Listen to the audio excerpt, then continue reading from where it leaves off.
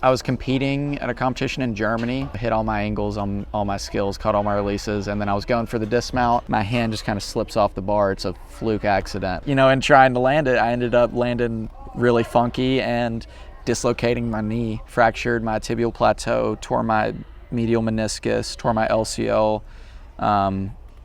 posterior lateral corner, and partially tore my PCL. I'm sure everyone listening would love to hear all about the recovery. I think we'd love to hear when you first experienced the Neubie and sort of what that experience was like for you too. Yeah, so I'm Garrett Salpeter, and I believe that the most powerful and transformative way to help people recover from pain and injury, heal from trauma, and reach their highest levels of fitness and performance is to focus on the nervous system. In this podcast, we'll share knowledge from the frontiers of neuroscience and inspirational stories of how applying that knowledge has empowered people from all walks of life to heal, adapt, and grow.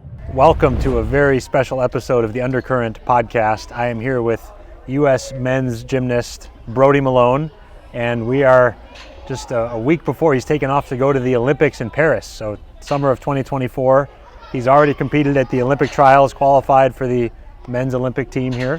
Yep. And getting ready to take off. So this is very exciting. Thank you for spending some time with us. Yeah, absolutely. Especially during this period of time here. Yeah, absolutely. Thank you. So I'm really excited to have this opportunity to talk with you and for us to be able to share your story with NeuFit Nation and everything here. And before we get into some of the more recent, recovery journey and that part of your story, can you share a little bit about, just to help people get a chance to know who you are and where you're coming from, a little bit about how you got into gymnastics and where this sort of all began? Yeah, absolutely. I started gymnastics when I was 3. I was one of those kids that just had way too much energy. I was bouncing off the walls, doing flips on the couch. So my parents thought it would be a good idea to, put me in a safer place to do it, I guess. So I started, they put me in when I was 3 and then kind of just took off from there. I did a bunch of other sports growing up: basketball, baseball. Baseball was my big one. Even rodeo. I grew up in a horse family. Oh, wow. Yeah, it's kind of different. You don't hear about many gymnasts right. at rodeo. But yeah, so I did all those different sports, and then by the time I was, 12 or 13, it was kind of time to kind of choose. My big one was baseball or gymnastics. So I ended up choosing gymnastics, and here we are. However many years later, I'm going to my second Olympic Games. Nice.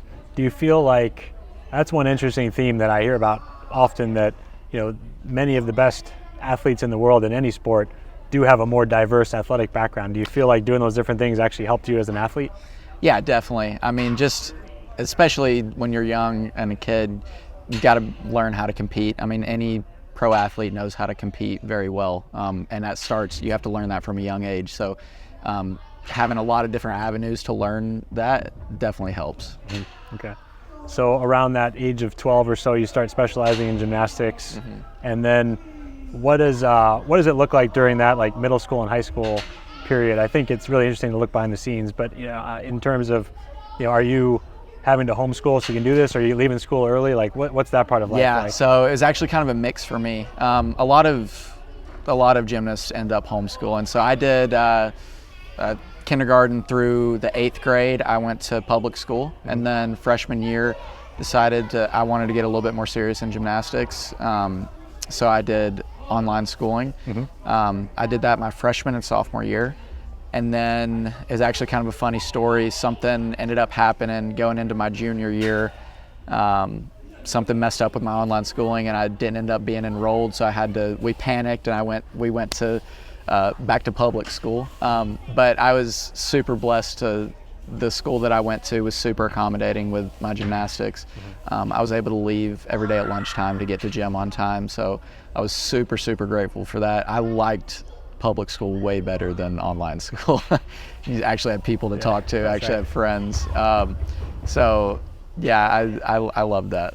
That's awesome. Yeah. All right. So then kind of going through your story there, I know you went and competed in gymnastics at Stanford. What was that like recruiting process like? What was in high school? What are the participating in meets, all the practices? What was sort of that stage of your journey like? Yeah, so when I was 15, that was the first time that I made the junior national team. And then that was kind of what opened the college's eyes to me, I guess you could say. But the coaches aren't allowed to start talking to you until, I believe, your junior year of high school. So my junior year of high school, I competed, did well, was making the junior national team, and then I got recruited by, a lot of the schools. There's not very many gymnastic or schools with men's gymnastics, so I got recruited by most of them. I scheduled 5 trips, official visits. My first one was to Penn State. My second one was to Iowa. My third one was to Stanford, actually, and then I had one set up for Air Force Academy and one for Ohio State. But after my Stanford visit, I found out that I got accepted, which is the hardest part, because you still have to go through like the normal admissions process. Yeah, you still have to have a brain too. Yeah, exactly. So once I figured out I got accepted, and then toured the campus, met the team and the coaches, I was like, this is the place. Nice. So I competed there ended up doing 5 years there and loved every second of it. It was an awesome experience. And so the previous Olympics, when you were at the Tokyo 2020, which of course was pushed to 21, you were still a student at Stanford when you were competing in that. I was actually taking a summer class while I was competing in Tokyo. It's kind of crazy. That's good. I'll give you something to do, because it was during COVID times. You couldn't leave the hotel room. Yeah, right? there wasn't much to do, so I guess I could do my homework. Yes.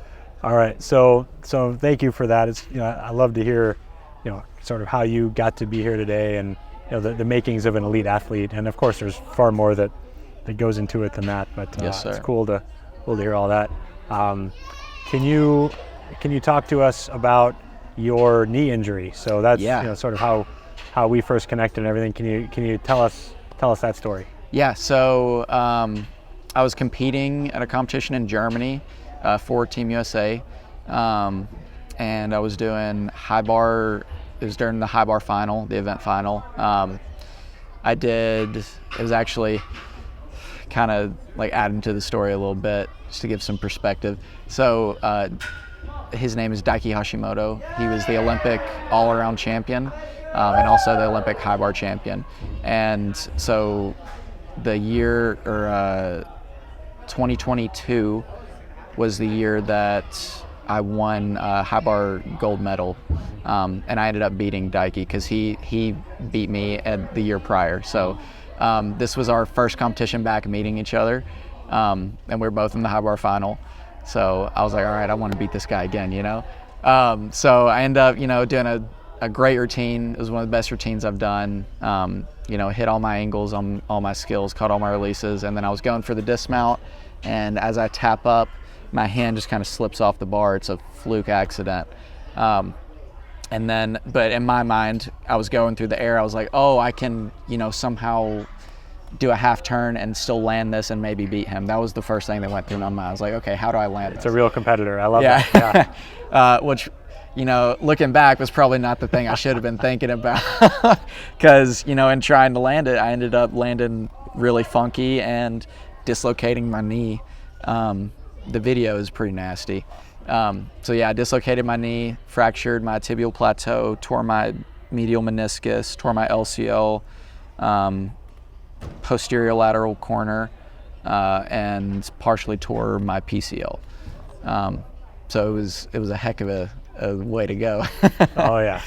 And it was what, 3 surgeries to put it all together? So was it? Like right after the injury, they obviously got me on the stretcher to the hospital. I remember you had to fly back here, right? Yeah, I had to fly back here, so I had to do surgery there. They did X-rays and CAT scan there, and everything. Wait, you did the first surgery there, or you? In Germany. Oh, the first surgery was first there. Okay, surgery was in Germany. Yeah, so I remember I was laying on the table, and the German doctor comes in. He's like checking it out, and he like puts his arm under my knee right here and goes to move it up, and I just feel like a shift and a pop, and he just slowly sets it back down, and he goes, I think it's broken. I was like, thanks. So he after that got the x-rays, and it was obviously very broken. German bedside manner. Yeah. Right? I think it's broken. I was like, great, cool. So he explained to me the process of putting an external fixator in. He was like, I didn't know what it was at the time. Yeah. He was like, we're gonna put 2 pins here, and then connect. And I was like, all right, great. I had no idea what it was until I woke up and back in the hospital room, and I lifted the blanket off, and this big old metal contraption was sticking out of my leg, and I was like, oh my gosh, yeah, this is an external fixator, isn't it? But yeah, so they did that to basically just brace everything up to be able to get me home. Got some very weird looks in the German airport. But I had a phenomenal team taking care of me. Steve actually was the one who was there with me and wheeled me through the airport. Well, shout out Steve. Shout out too. Steve. He's the physical therapist that takes care of the men's gymnastics team. Yep. So he's here with you full time. Yes, sir. Yeah, he's amazing. So I definitely stressed him out a little bit on that trip. Yeah. But yeah, I got to ride on my first class flight. Nice. Had to have a lay flat bed, and then got home, immediately went to the Stanford Hospital, and we did our the medial meniscus repair and the tibial plateau fracture repair. So I've got 9 screws and 2 plates on the medial side of my knee right here.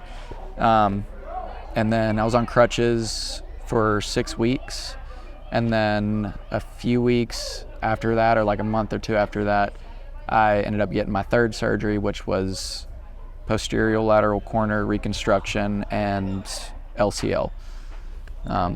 And then I was on crutches again for another month after that. So it's quite the extensive time frame. Yeah. And speaking of time frame, so we're sitting here July 2024, just before the Paris Olympics. This was summer of 23 or yes, spring? So it was March. It was March 18th or 19th, something like that was the injury. Mm-hmm. And then my last surgery I had, I think it was June 14th of last year. So okay. A little bit over a year from my last surgery. Okay. So about a year removed from that, and I definitely would love to hear all about the recovery. I'm sure everyone listening would love to hear all about the recovery. So can you talk us through that, and then also, of course, I think we'd love to hear when along that path, because I gather I know it was early on, but when you first experienced the Neubie and sort of what that experience was like for you too. But can you kind of walk us through the earlier parts of that recovery? Yeah, so the first part of my recovery after my 2nd surgery was done at Stanford. And then after my 3rd and final surgery, ended up moving down here, and that's kind of where I got introduced to the Neubie. Mm-hmm. It was still very new to Steve. So probably, and I was also still on crutches at the time, so I was doing very, very basic recovery stuff like quad sets, trying to straighten my legs, still working a lot of range of motion.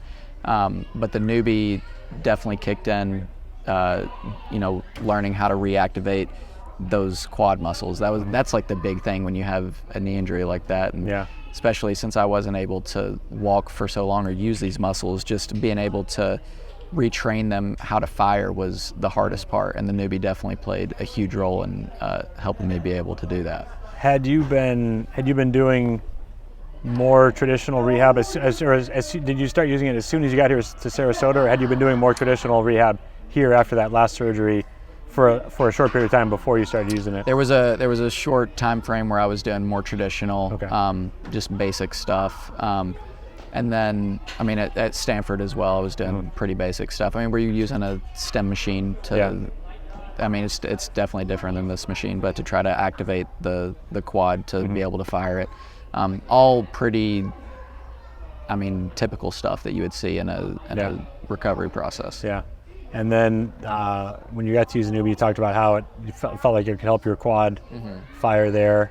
And what were the kind of early stages of that rehab like, in terms of I think many people listening to this either have gone through or work with patients who are recovering from surgery, but for those who haven't, I think, there's a lot of patience involved that people may not understand. But even with the Neubie, when you're accelerating things, there's that. So what were those next few months like for you? Yeah, it was a very slow process learning how to. I had to relearn how to walk for a second time once I got down here. So, because I was just toe touch weight bearing for 4 weeks, and then for my other surgery, I was six weeks toe touch weight bearing. So, just relearning how to do that. I was dealing with a lot when I did eventually get to where I could walk well. It was very hard for me to walk with good form, and my extension was the hardest part to get back because of the extent of the medial damage. It was just very painful for me to get into knee extension. So TKEs, terminal knee extensions, were my least favorite exercise for sure. So, there was a lot of using the Neubie to, help activate the quad to be able to get into extension, as well as using it for like a recovery modality as well to help with the medial knee pain as well, because the medial knee pain was my main limiting factor and pretty much all of my recovery, because there were days where I could come in and if the medial pain wasn't bad, I could walk really well and do my exercises really well. But on the days where my knee pain, the medial pain was not good, I couldn't really do anything. Yeah, that's right. I remember we worked on that the first time I got to meet you here. Last late summer, early fall, here in Sarasota, and then I know got to communicate with Steve and work on some protocols and stuff. So, yes, sir. What was during that time? You're rehabbing your knee. I know you're doing some work to at least maintain, if not continue to improve, upper body strength and some gymnastics, but you're limited. How's that balance of being able to still work on your gymnastic skills while obviously you're not landing from 15 feet when you're on your knee either? Yeah, right? So I was back actually doing high bar and rings before I could even walk. I was still back at Stanford a little bit. I was still kind of on crutches, and I would just chalk up with my crutches at the chalk box and then throw them down. I would hop over on one leg to the high bar and jump up and do giants and stuff. So there was a lot of that going on.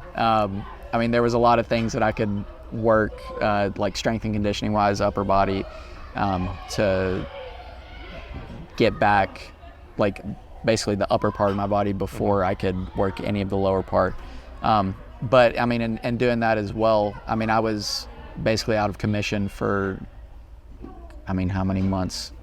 Till from March to August. Yeah. It's pretty much out of commission, couldn't really do anything. So there was a lot of other flare-ups on other parts of my bodies that I had to come back slowly and very strategically with. I had a lot of wrist pain, getting back onto doing circles on pommel horse, shoulder pain and elbow pain a lot on rings, getting back to doing my strength, because we do a lot of our strength positions locked arms like this, and it's a lot of pressure on your elbows and shoulders.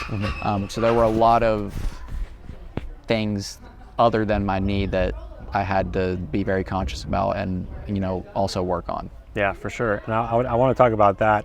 Before we move on from your knee, I'm curious, was there ever any point in time early on or throughout the process where you were concerned about whether you'd be ready for the Olympics this year? Absolutely. Yes, absolutely. It was, I knew right after the injury had happened, we didn't know the extent of it because we couldn't get an MRI for a week or two after, or a week after, just because of all the swelling and stuff. So we didn't know the extent of everything that was wrong with it. So during that time, I was like, I know the Olympics is a little over a year away. I don't know if I'm going to be able to come back and do it. I knew I wanted to, but I just didn't know that if it would be possible or not. So once I figured out the extent of the injury and that it would be possible, I was super motivated, but I didn't know if I was going to be able to make it back on the floor and vault fully. And to be honest, I really didn't know if I was going to be able to make it back on floor and vault until probably about 3 weeks before USA Championships, which is not not a great feeling, but we pulled it out and we made it work. So, Thank you so much for listening to the Undercurrent podcast. If you're interested in learning more about how NeuFit and the Neubie can impact your life, please visit our website at www.neu.fit. That's neu.fit. So you can learn more about how it might integrate into your professional practice, how you can use it as a patient, and you can also connect with our team there. Yeah, that was a little bit crazy, and we were definitely crunched on time there, but we made it work. Yeah, and so that USA, the USAs were then in June. Or that was in early June, and then the Olympic trials, May. that was At the end of May, and then trials was end of June, right? Trials was end of June. That Make just sure I get my happened, dates right. That's right. Yeah, that's right. Okay. Yeah, that's right. Down to the wire, but Yeah, very down to the wire. yeah. But gosh, that routine at both USAs and Olympic trials were legit, man. Appreciate it. So I know we've talked, and you mentioned a little bit about issues with elbow, shoulder. I know you told me about your thumb and wrist also. What's your experience been like, using the Neubie for some of these other things? I mean, we talked about the early stage rehab with your knee. What's it been like for some of these other things along the way? Yeah, so I mean, like I mentioned, coming back with back to Pommel Horse after my knee injury. I mean, I was dealing with a lot of wrist pain. The Neubie became like a critical tool for me to use to help with my wrist pain. I believe, we would put the frequency down to, I think, 5, right? That's for like the recovery. For like getting swelling out, yeah. Just sort of basic activation. Yeah, stuff. So we'd do that, and then we'd also do the water bucket with exercises, like just super basic exercises. So I would come in before practice to do water bucket, and then the frequency at 5 for like the recovery one before practice even started, just to get my wrist going. And I noticed a tremendous difference once I started using that.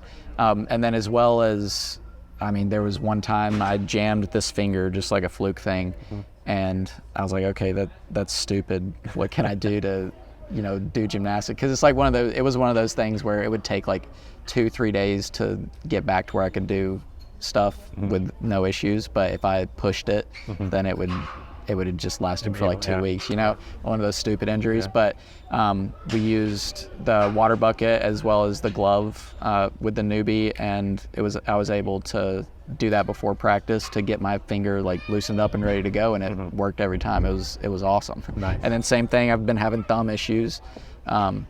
Use the water bucket and the glove and get it moving before practice, and I feel way better going into training. Nice. That's awesome. Yeah. That's awesome. So how we're talking about these different applications here, which is great.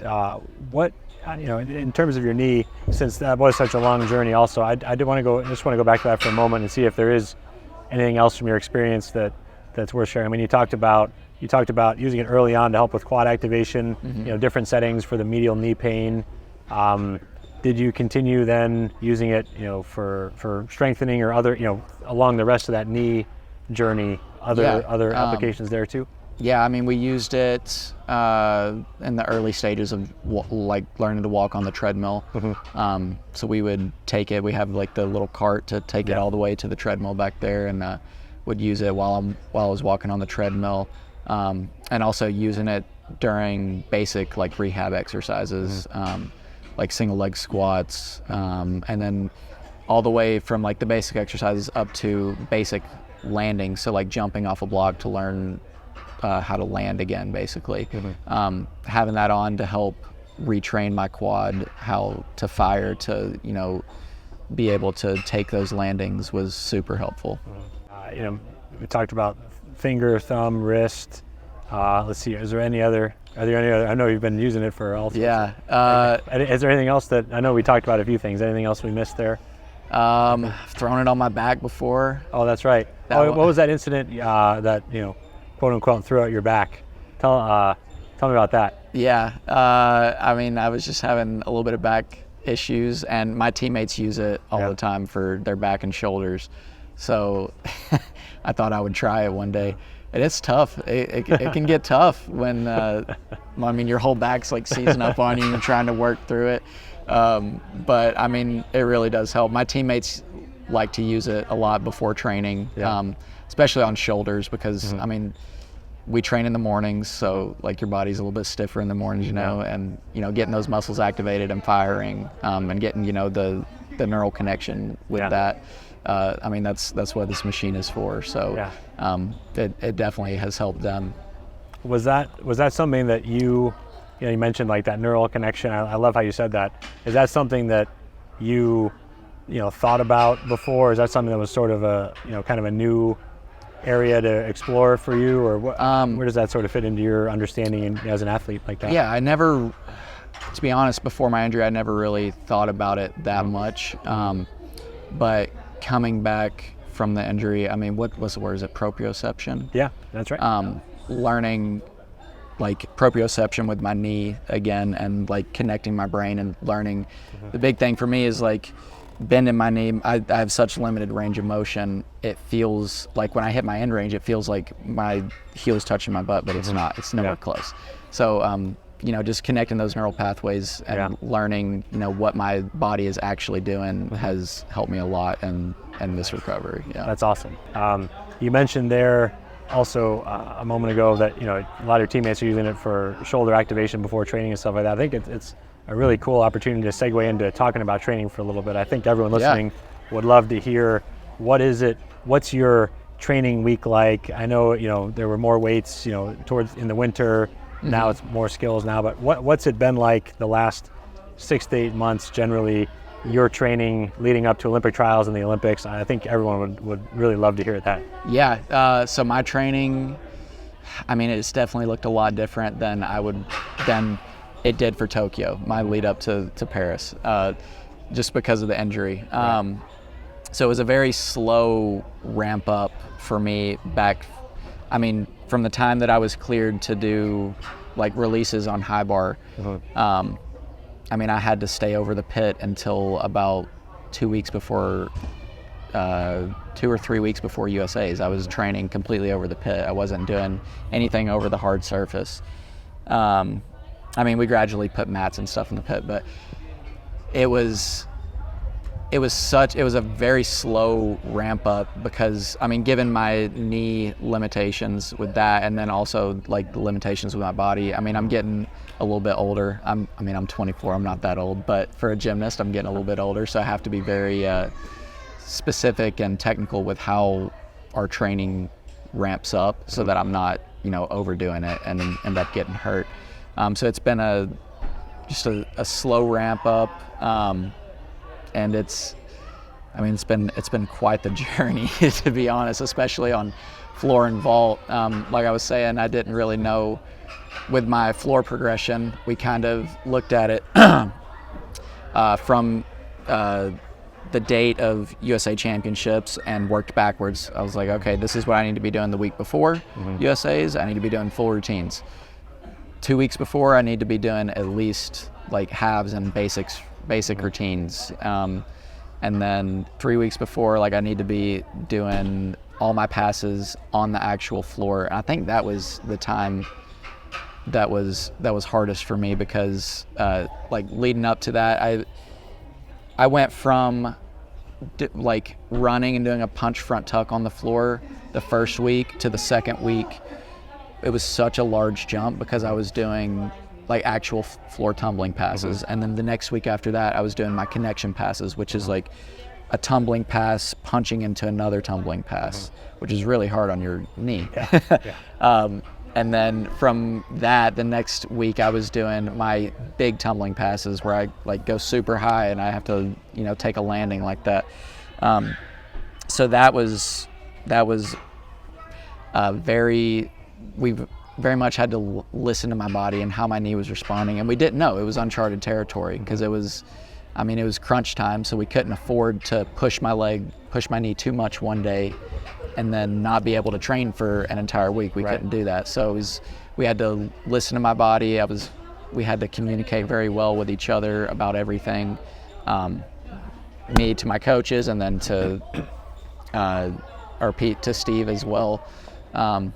So I attribute all of it to Steve. He's the one that kept me going through it all. Yeah, that's awesome. Yeah. So what does that training day look? So that's sort of the big picture, the ramp up. Yeah. And then what's a training week look like in terms of hours on each skill and physical training and days on and days off, and what's that sort of week look like? Yeah, so we train 6 days a week. So Monday is our basics day. It's where we've had Sunday off, so we like reset our foundation on all of the events. We have basics routines that we do that just touch on literally just the basics, and then we'll also pick some skills to work on. And then Tuesday is typically 3 events, full workout, depending on where we're at in the season. And then, so this Monday, is this like a 9 a.m. to 1 p.m.? Is this we train 9 to 1 pretty much every day. Okay. The basics day, Monday will normally take a little bit less. We finish around 12:30. But then Tuesday we pick it up. It's a hard workout on all of the events. So just for example, leading up to a competition, if we're doing this workout, it would be so our routines are 10 skills long. So we break it up into halves. So first half is the first 5 skills, second half is the second 5 skills. So I would do like a first half, a last half, and then a routine all together. And then sometimes, like if I mess a skill up in any of the halves or routine, I have to go back and work that skill or work the sequence that includes that skill. So a typical workout for me on high bar, as we were leading up to a competition, would take at least an hour. So yeah, 9 to 1 and roughly. So on that, you're essentially working on, if there's 10 component skills, you're working on each of them individually, then you put half and half together, then you put the whole thing together. Pretty much, okay. Yeah. Okay.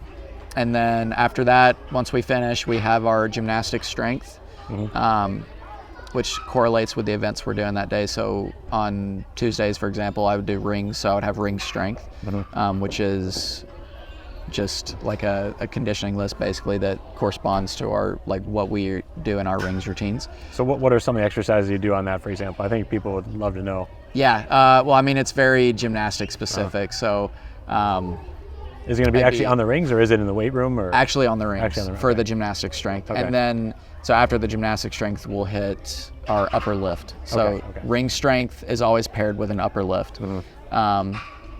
And then back before we started getting close to competitions, we would do an afternoon lift. So, we'd do all our gymnastics, our gymnastic strength, go home, eat lunch, come back at around 3:30, and then do our upper lift, which would take, around an hour.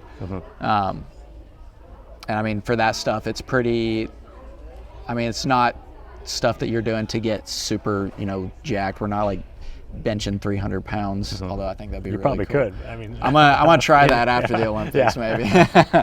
But a lot of military press, dips, working a lot of range of motion and eccentric work to build strength in flexible positions, because that correlates a lot better with gymnastics than just trying to get as big as you can. Totally. You want lean, quick twitch muscle. While we're talking about the gym, how many strict pull-ups can you do?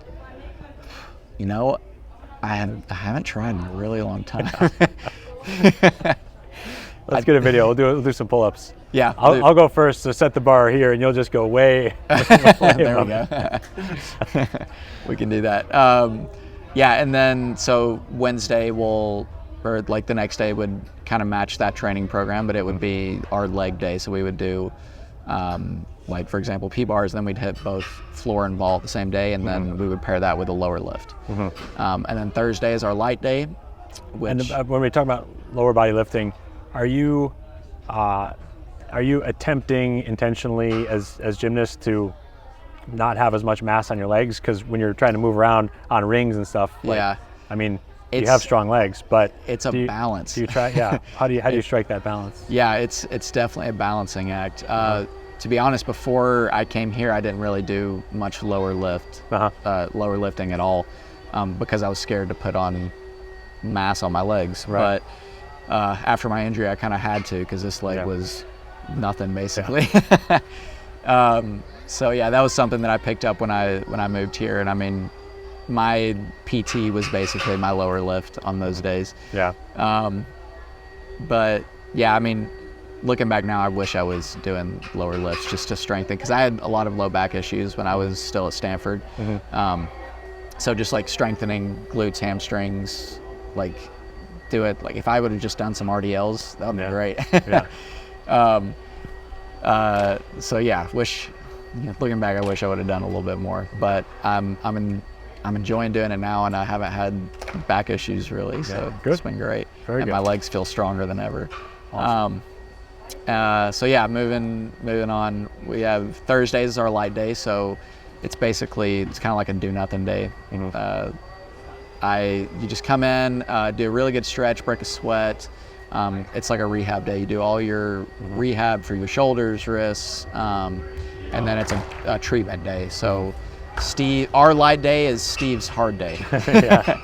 I mean, I've had some 2-hour sessions with him on Thursdays, just hitting every body part. So big shout out to him for that. And then Friday is usually our hardest day of the week. We hit 4 events, which is like the same workout as Monday or Tuesday, Wednesday, but we would do that with 4 events. Wow. So that's usually the longest day. Then it's the most taxing. And then Saturday we would do 2 events, kind of the same workout plan, and then take it home and rest on Sunday, and then do it all again next Monday.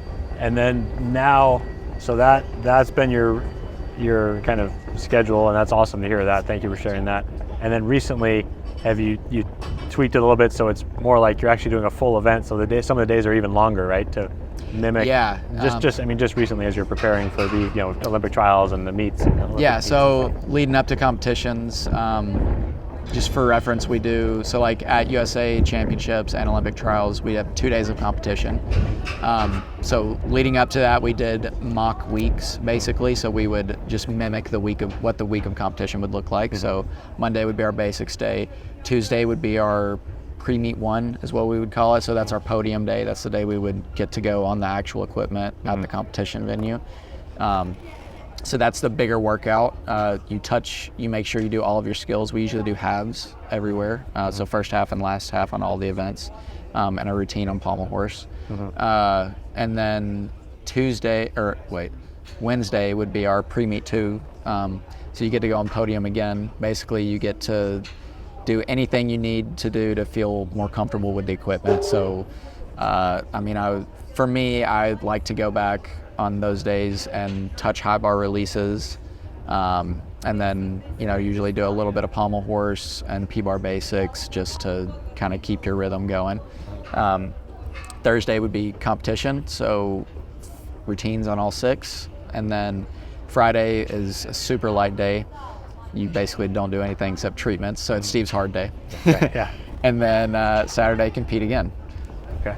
Yeah. And how long are those competition days? I mean, like, at Olympic trials, at the Olympics, how long are those?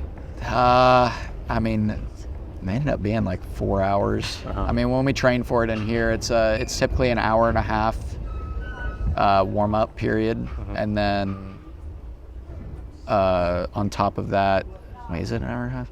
No, it's a 2-hour warm-up period, sorry. And then the competition will take anywhere from like 2 to 2.5 hours, just depending on how slow or fast it's running, and the TV schedule, and so, yeah. What on those days? What's your strategy? When are you eating? When are you drinking water? Yeah. What are some of the basics on those days? Yeah. So it depends on what time the competition is. So for example, Olympic trials, our first day of competition, the competition started at 5:30, I believe. And then the second day, the competition started at 2 o'clock. So those were like 2 completely separate days for me. So for the first day, when we have a later competition, I would eat a bigger breakfast, and make sure I'm drinking plenty of water up until around like 2 hours before we would leave. And then I would also squeeze in like a lighter lunch in there.